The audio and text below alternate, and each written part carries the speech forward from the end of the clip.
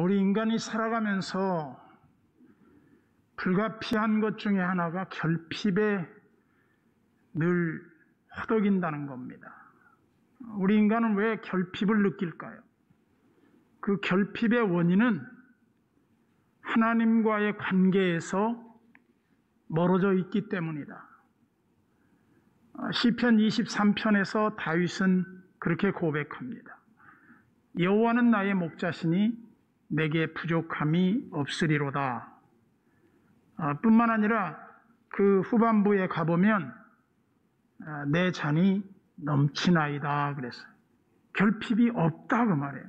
부족함이 없다. 언제? 하나님이 우리의 목자가 되실 때. 그런데 우리는 하나님의 목자 되심을 사실은 거의 망각하고 살다가 결핍이 극에 달할 때 비로소 눈을 들어 하나님을 바라봐요.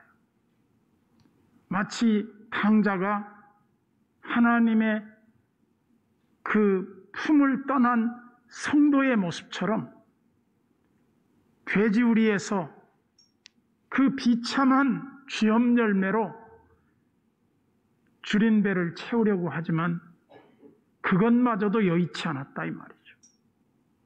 인간의 이 처절한 결핍, 아마 여러분들의 머릿속에는 이런 구도가 있을지 몰라요. 다른 사람들은 다 행복하겠지? 다른 사람들은 다 아무 문제 없이 잘 살겠지? 아닙니다. 인간 내면 세계라고 하는 것이 그렇게 순탄한 것이 아니에요. 그래서 우리는 수없는 이 세상의 파도에 내동댕이 쳐지는 삶을 현실적으로 부딪히지 않을 수 없다는 거예요. 그럼 우리는 어떻게 살아야 되는가? 지금 우리가 얼마나 좋습니까? 환경이. 그야말로 비가 아무리 억수로 쏟아져도 차를 타고 가는데 비 한 방울 안 받고 갑니다. 무엇 때문에? 이 모든 기계적인 발달로 인한 혜택이라고 볼 수 있어요. 이런 기계화에 익숙해진 우리 현대인들에게 가장 약점이 뭐냐? 영적인 빈곤에 처한다는 거예요. 이 영적 빈곤을 누가 채워줍니까? 아무도 우리에게 채워줄 사람이 없어요. 성경은 우리에게 초대하죠. 너희 목마른 자들아, 물로 나오라. 돈 없이 값 없이 와서 포도주와 젖을 사라 그럽니다. 그뿐 아니라 수가성 여인에게 말했던 예수님이 하신 말씀 가운데에도 보면 우리는 다 우물가의 여인들처럼 갈증을 느끼고 살 수밖에 없어요. 근데 주님은 그렇게 말씀해요. 내가 주는 물은 영원히 목마르지 아니하는 물을 너희에게 주실 것이다. 이게 바로 구원의 은혜와 함께 마르지 않는 샘이 되어주시는 하나님의 공급하심을 우리에게 약속하시는 거예요. 우리가 하나님 아버지 집에 나와 예배하는 이 기쁨이 무엇을 우리에게 염두에 두고 하나님의 이름 앞에 우리를 예배하게 할까? 이 시편 120편부터 134편까지 15편을 가리켜 성전에 올라가는 노래라고 하는 이 부제를 붙였어요. 이 성전에 올라간다. 우리의 신앙이 위기를 처할 때마다 우리의 현주소는 어디냐? 하나님의 전을 찾아가라. 하나님의 전에 찾아 나가면 결핍이 없어요. 하나님의 전을 멀리하는 순간 우리는 결핍의 그 아픔을 피할 수 없어요. 그래서 호세아 선지자도 뭐라고 말합니까? 여호와께 돌아오라. 여호와께 돌아가자. 우리는 하나님의 보호의 그늘 속에 있어야 하는데 자꾸만 하나님을 벗어나고 싶어요. 그게 인간의 죄성이에요. 아담과 하와가 하나님의 말씀을 어기고 하나님의 품을 떠났을 때 찾아온 것은 두려움과 혹독한 이 땅의 고난이었습니다. 이건 뭐 오늘 또 우리가 여지없이 경험하는 거예요. 그래서 하나님 앞에 우리가 나오는데 성전에 올라가는 것이 우리 신앙 회복의 제일 중요한 과제다. 여러분 생각해 보세요. 예배가 없고 교회가 없고 말씀이 없는 세상을 한번 상상해 봤습니까? 이건요 진짜 우리가 살아갈 수가 없어요. 빌리 그레함 목사가 그런 말을 했습니다.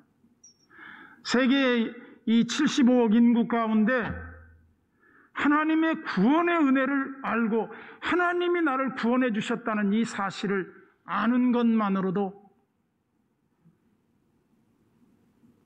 수많은 사람들이 고통에서 벗어날 수 있다. 오늘 우리는 예배자로 나와 있지만 일종의 이건 어떤 면에서 보면 천국의 순례자들이에요. 천국을 향한 노정의 한 걸음을 옮겨놓는 과정의 한 사건이라 이 말이에요. 우리는 하나님 없이 살 수 없다고 하는 이 신앙의 고백을 예배로 표현하는 거예요. 사람들은 생각할 때 과학이 발달하면 하나님이 없어도 될 거라고 생각할지 모르겠죠. 그러나 그것은 착각이죠. 우리가 결핍이 있을 때 하나님 앞에 기도하는 거예요. 구체적으로 기도하는 거예요. 기도의 내용은 간단합니다. 직고하는 거예요. 직고. 그 직고라고 하는 것은 무슨 미사 요구 필요 없어요. 하나님, 제가 이렇게 결핍 때문에 힘듭니다. 도와주세요. 하나님께 기도하는 그 기도의 핵심은 하나님이 정확하게 듣고 응답해 주신단 말이에요. 사람들은 자기 방법, 수단 다 한 다음에 마지막으로 안 될 때 하나님을 찾아요. 근데 그때는 너무 늦어요. 우리는 어떻게 해야 되는가? 늦기 전에 하나님 아버지의 품을 찾아와 하나님께 구하라는 겁니다. 우리가 유명한 이야기가 있죠. 영국에서 대서양을 건너 미국을 갈 때 옛날에 증기선을 타고 갔어요. 오래 걸리기도 했지만 열악하기 그지없죠. 상선과 같아요. 여객선이 아니에요. 그걸 타고 가는데 한 젊은이가 어떻게 겨우겨우 뱃삭을 내고 표를 구했어요. 근데 그 식사 시간마다 사람들은 그 배 안에 다 모여서 맛있는 식사를 하는데 자신은 돈이 없으니까 비스켓으로 때우는 거예요. 한 달 가까이 가는데 도저히 참다가 배가 고프고 비스켓으로 너무 힘드니까 지배인을 찾아갔어요. 지배인님, 죄송합니다만 나 남은 거라도 좋으니 밥 한 끼만 주십시오. 그랬더니 지배인이 깜짝 놀라면서 아니 모르셨습니까? 이 뱃삭스는 당신이 한 달 동안 먹을 모든 식사비가 제공됐다는 사실을. 우리나라에서 초기에 비행기 탈 때도 그랬어요. 사람들이 밥 주면 안 먹었어요. 돈 내라 할까 봐. 돈이 없으니까. 얼마나 지금 생각하면 우스꽝스러운 일입니까? 믿음 생활도 마찬가지라고 봐요. 결핍이 있는데도 하나님을 찾지 않아요. 하나님의 집에 올라가지 않아요. 여러분, 야곱의 생애를 한번 떠올려 봅시다. 야곱이 자기 꿈에도 소원이 장자권을 획득하는 데 있다고 생각을 했어요. 형 에서를 속이고 장자권을 획득하고 축복을 받고 그는 바단-아람 외갓집으로 피신하게 됩니다. 그때 길 가다가 베델에 잠깐 머무르게 돼요. 근데 베델에 머무르면서 그는 그냥 광야에서 돌베개를 베고 잤단 말이에요. 얼마나 위험합니까? 근데 막 잠이 들었는데 그때 하늘의 문이 열리더니 그 하늘의 사다리가 바로 야곱이 누워있는 그 자기 머리맡에 사다리가 놓이는 걸 봐요. 깜짝 놀랐죠. 아니, 바로 여기가 하나님의 집이었구나. 그래서 거기가 베델이에요. 지금도 베델이 있어요. 베델이라는 뜻은 벳이라고 하는 건 집이고 엘이라고 하는 건 하나님인데 하나님의 집이다 이거죠. 그 하나님의 집 앞에서 그가 잤던 거예요. 아마 야곱이 다른 데 가서 잤어도 거기가 하나님의 집이었을 거예요. 왜 그럴까요? 하나님은 야곱의 하나님이 되셔서 그가 어디로 가든지 그를 지키며 그를 보호하고 그를 안전하게 지켜주시며 그에게 필요한 것을 다 공급해 주시는 좋으신 아버지였기 때문이에요. 그래서 그는 바단-아람에 가기 전에 하나님하고 약속을 합니다. 하나님, 제가 하나님의 복을 받아서 나와 함께해서 저에게 복을 주신다면 제가 이곳에 성전을 짓고 11조를 드리고 제가 약속을 지키겠습니다. 그는 20년 만에 외삼촌 라반의 집에서 엄청난 거부가 돼서 돌아옵니다. 돌아오는데 야곱이 하나님하고 한 약속 까맣게 잊어버려요. 내가 언제 그랬냐는 거죠. 여러분, 우리 인간이 그래요. 힘들고 어려울 때는 하나님 앞에 내가 간 다 쓸게 빼줄 것처럼 그렇게 기도해놓고 잘 되면 잊어버려요. 그때 야곱에게 위기가 찾아옵니다. 세겜의 아들 하몰이 야곱의 딸이 세상 구경을 하러 밖으로 나갔는데 이 하몰이 너무 그 야곱의 딸 디나를 연모해. 그래가지고 강제로 성폭행을 해요.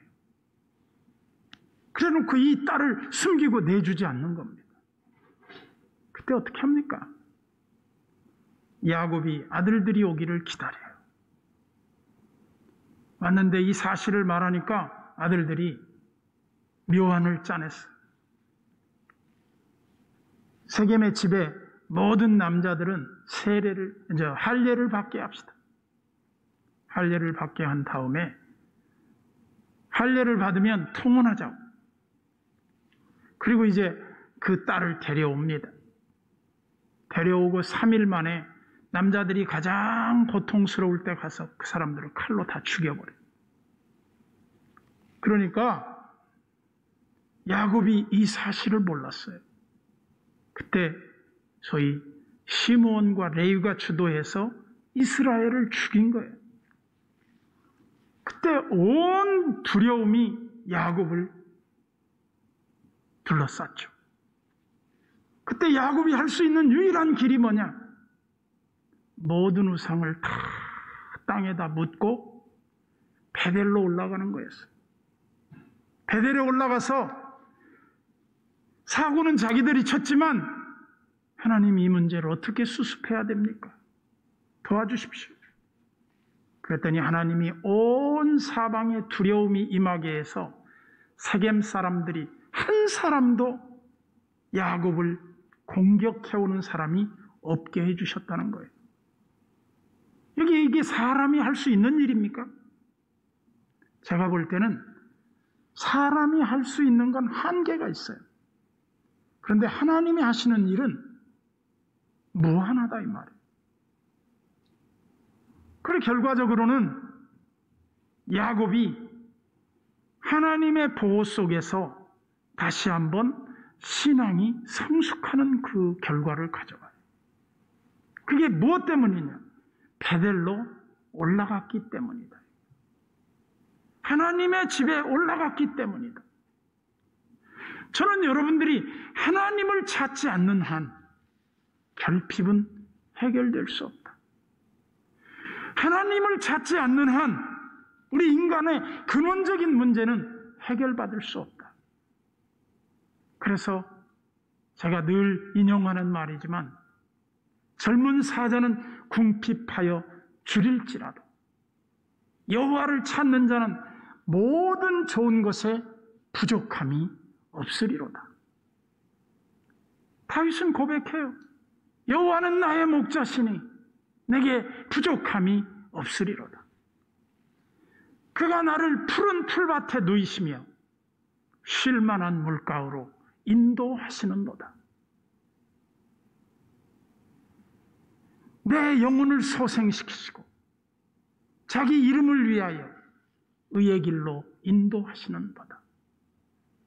여호와께서 원수의 목전에서 내게 상을 베푸시고 기름으로 내 머리에 바르셨으니 내 잔이 넘치나이다.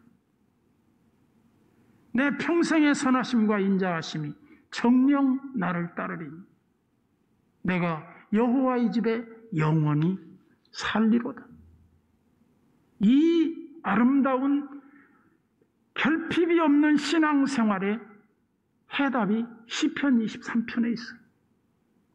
그러면서 이 다윗은 성전이 완성되기 이전에 성전에 올라가는 노래를 통해서 하나님을 가까이 함이 내게 복이라 이 말이에요. 장막에 여호와의 법궤를 모셔놓고 다윗은 그 앞에 쪼그리고 앉아서 하나님을 찾았어요. 그때마다 하나님은 다윗에게 부족함이 없게 해줬어요. 내가 편안하다, 안전하다, 먹고 살만하다 할 때 위기가 오는 거예요.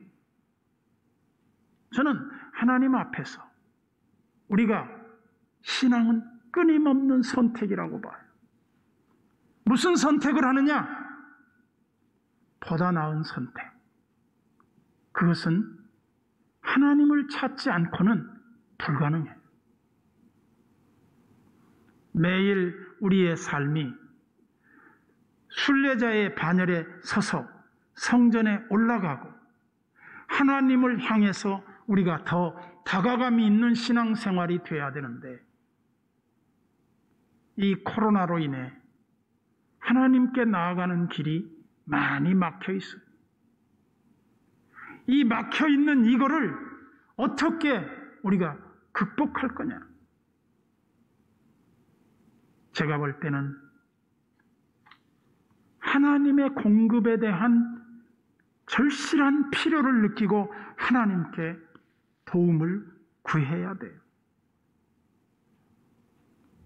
성경은 바로 말합니다. 여호와께 돌아오라. 하나님을 찾으라. 하나님을 가까이 하라. 그리하면 너희를 가까이 하시리라. 저는 언더커버가 주는 은혜가 뭘까를 생각해 봤어요. 성경은 우리에게 끊임없이 요구합니다. 너희 목마른 자들아, 물로 나오라.